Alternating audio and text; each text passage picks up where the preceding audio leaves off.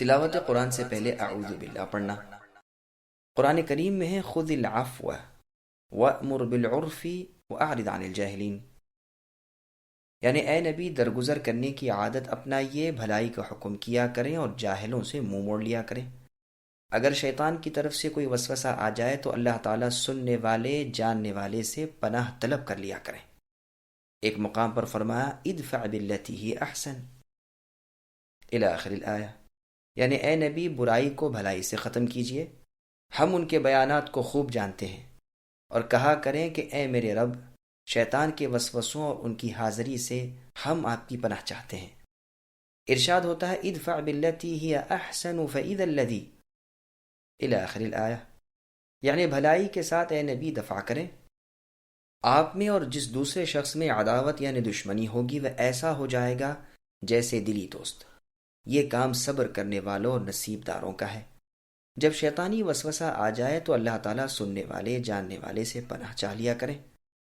ان 3 آیات میں اللہ تعالیٰ نے حکم فرمایا ہے کہ انسانوں میں سے جو تمہاری دشمنی کرے اس کی دشمنی کا علاج تو یہ ہے کہ اس کے ساتھ سلوک و احسان کرو، تاکہ اس کی انصاف پسند طبیعت خود اسے شرمندہ کرے اور وہ تمہاری دشمنی سے نہ صرف باز رہے بلکہ تمہارا بہترین دوست بن جائے۔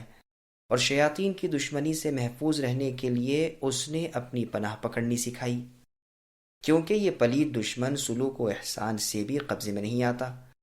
اسے تو انسان کی تباہی اور بربادی میں ہی مزہ آتا ہے، اور اس کی پرانی عداوت آدم علیہ السلام کے وقت سے ہے۔ قرآن میں اللہ فرماتے ہیں اے بنی آدم دیکھو کہیں شیطان تمہیں بھی بہکا نہ دے، جس طرح تمہارے ماں باپ یعنی آدم و حوا کو بہکا کر جنت سے نکلوا دیا۔ ایک مقام پر اللہ نے فرمایا کہ شیطان اے انسانوں تمہارا دشمن ہے، اسے دشمن ہی سمجھو، اس کی جماعت کی تو یہی آرزو ہے کہ تم جہنمی ہو جاؤ۔ ایک اور جگہ اللہ نے فرمایا کیا تم اے انسانوں اس شیطان کی اور اس کی ذریات یعنی اولاد کی دوستی کرتے ہو مجھے چھوڑ کر؟ وہ تمہارا دشمن ہے، یاد رکھو ظالموں کے لیے برا بدلہ ہے۔ یہی وہ لعین ہے جس نے قسم کھا کر ہمارے باپ آدم علیہ السلام سے کہا تھا کہ میں تمہارا خیر خواہ ہوں۔ تو اب خیال کر لیجئے کہ ہمارے ساتھ اس کا کیا معاملہ ہوگا۔ ہمارے لیے تو وہ حلف یعنی قسم اٹھا کر آیا ہے کہ اللہ رب العزت کی قسم میں ان سب کو بہکاؤں گا، ہاں ان میں سے جو مخلص بندے ہیں وہ محفوظ رہ جائیں گے۔ اس لیے اللہ تعالیٰ کا فرمان ہے فَإِذَا قَرَأْتَ الْقُرْآنَ فَاسْتَعِذْ بِاللَّهِ مِنَ الشَّيْطَانِ الرَّجِيمِ، کہ جب قرآن کی اے نبی تلاوت کیا کریں تو اللہ تعالیٰ سے پناہ طلب کر لیا کریں شیطان راندے ہوئے سے۔ ایمانداروں اور اللہ تعالیٰ پر توکل کرنے والوں پر شیطان کا کوئی زور نہیں، اس کا زور تو انہی پر چلتا ہے جو اس سے دوستی رکھیں اور اب تعالیٰ کے ساتھ شرک کریں۔ قراء کی ایک جماعت تو کہتی ہے کہ قرآن پڑھنے کے بعد اعوذ باللہ من الشیطان الرجیم پڑھنی چاہیے۔ اس میں 2 فائدے ہیں، ایک تو قرآن کے طرز بیان پر عمل ہے، دوسرے عبادت کے بعد کے غرور کا توڑ۔ ابو حاتم سجستانی رحمہ اللہ نے اور ابو الفلوفہ نے حمزہ کا یہی مذہب نقل کیا ہے، جیسے کہ ابو القاسم یوسف ابن علی ابن جنادہ نے اپنی کتاب العبادات الکامل میں بیان کیا ہے۔ قرطبی نے امام مالک رحمہ اللہ کا مذہب بھی یہی بیان کیا ہے، لیکن ابن العربی اسے غریب کہتے ہیں۔ ایک مذہب یہ بھی ہے کہ اول آخر دونوں مقام پر اعوذ باللہ من الشیطان الرجیم پڑھے تاکہ دونوں دلیلیں جمع ہو جائیں، اور جمہور علماء کا مشہور مذہب یہ ہے کہ تلاوت سے پہلے اعوذ باللہ من الشیطان الرجیم پڑھنا چاہیے تاکہ وسوسے دور ہو جائیں۔ تو ان بزرگوں کے نزدیک آیت کے معنی جب پڑھے تو یعنی جب پڑھنا چاہے تو ہو جائیں گے، جیسے کہ آیت اذا قمتم یعنی جب تم نماز کے لیے کھڑے ہو تو وضو کر لیا کرو کے معنی جب تم نماز کے لیے کھڑے ہونے کا ارادہ کرو کے ہیں۔ احادیث کی روح سے بھی یہی معنی ٹھیک معلوم ہوتے ہیں۔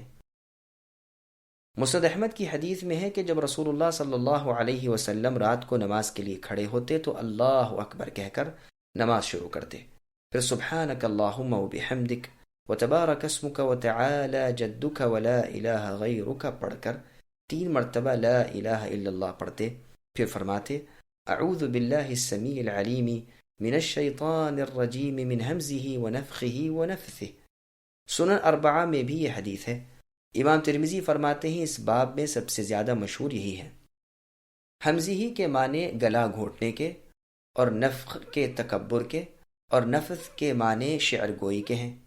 ابن ماجہ کی ایک روایت میں ہی معنی بیان کیے گئے ہیں، اور اس میں ہے کہ رسول اللہ نماز میں داخل ہوتے ہی 3 مرتبہ اللہ اکبر، 3 مرتبہ الحمدللہ کثیراً، اور 3 مرتبہ سبحان اللہ بکرۃ و اصیلا پڑھتے، پھر یہ پڑھتے اللہم انی اعوذ بک من الشیطان من ہمزہ ونفخہ ونفثہ، یعنی اے اللہ بلا شبہ میں آپ کی پناہ مانگتا ہوں شیطان سے، اور اس کے گلا گھونٹنے سے، اور اس کے تکبر کرنے اور تکبر کروانے سے، اور اس کے شعر گوئی پر ابھارنے سے۔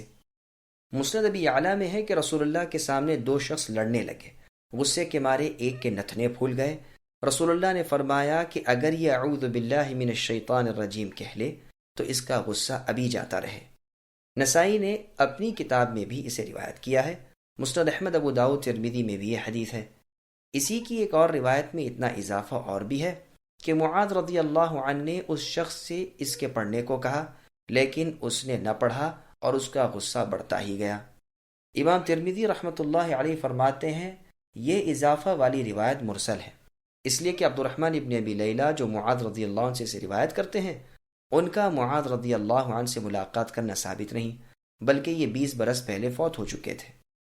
لیکن یہ ہو سکتا ہے کہ شاید عبد الرحمن رحمۃ اللہ علیہ نے ابی بن کعب رضی اللہ عنہ سے سنا ہو، وہ بھی اس حدیث کے راوی ہیں، اور اسے معاذ رضی اللہ عنہ تک پہنچایا ہو۔ کیونکہ اس واقعے کے وقت تو بہت سے صحابہ رضی اللہ عنہ موجود تھے، صحیح بخاری، صحیح مسلم، ابو داؤد، نسائی میں بھی مختلف سندوں سے مختلف الفاظ کے ساتھ یہ حدیث مروی ہے۔ استعاذہ یعنی پناہ مانگنے کے متعلق اور بھی بہت سی احادیث ہیں، یہاں سب کو بیان کرنے سے بات لمبی ہو جائے گی۔ ان کے بیان کے لیے اذکار و وظائف اور فضائل اعمال کے بیان کی کتابیں ہیں، واللہ اعلم۔ ایک روایت میں ہے کہ جبریل علیہ السلام جب سب سے پہلے وحی لے کر رسول اللہ کے پاس آئے تو پہلے اعوذ پڑھنے کا حکم دیا۔ تفسیر ابن جریر میں عبداللہ ابن عباس رضی اللہ عنہما سے روایت ہے کہ پہلی مرتبہ جب جبریل علیہ السلام رسول اللہ صلی اللہ علیہ وسلم پر وحی لے کر آئے تو فرمایا اعوذ پڑھیے۔ رسول اللہ نے فرمایا استعیذ باللہ السمیع العلیم من الشیطان الرجیم، پھر کہا اقرأ بسم ربک الذی خلق۔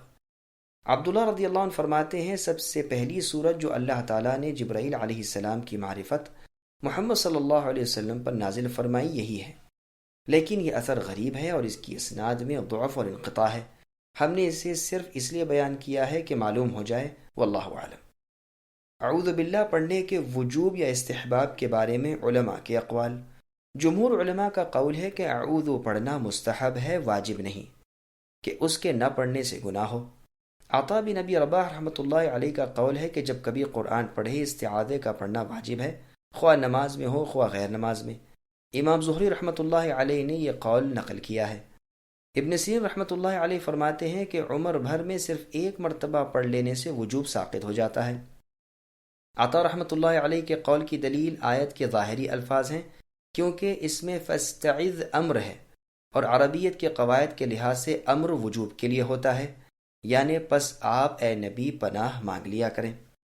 اسی طرح رسول اللہ کا اس پر ہمیشگی کرنا بھی وجوب کی دلیل ہے، اور اس سے شیطان کا شر دور ہوتا ہے، اور اس کا دور کرنا واجب ہے، اور جس چیز سے واجب پورا ہوتا ہو وہ بھی واجب ہو جاتی ہے، اور استعاذہ زیادہ احتیاط والا ہے، اور وجوب کا ایک طریقہ یہ بھی ہے۔